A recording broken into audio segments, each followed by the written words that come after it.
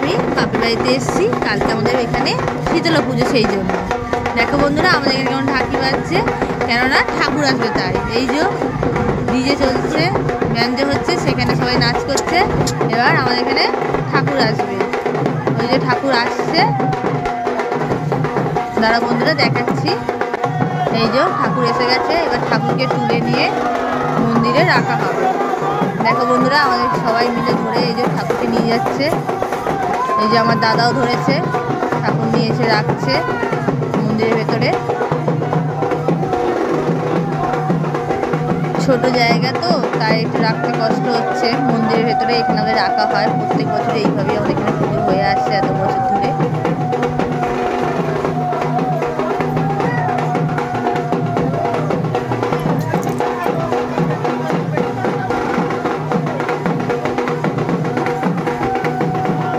জায়গাটা খুবই ছোট তো, দেখো ওই জন্য কষ্ট হয় একটু সবারই।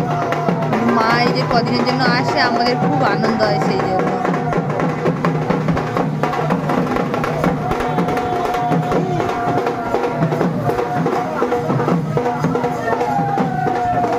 এই মা বসে পড়েছে মায়ের জায়গায়।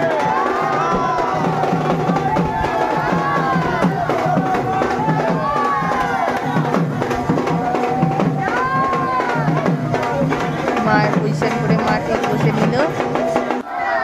এবার আমাদের কালকে রাত্রিবেলায় আবার এই যে রক্ষাকালী মা পুজো হবে, সেই জন্য মা কালে। আমার এই পেজটি কোনো ভালো লাগলে প্লিজ লাইক কমেন্ট।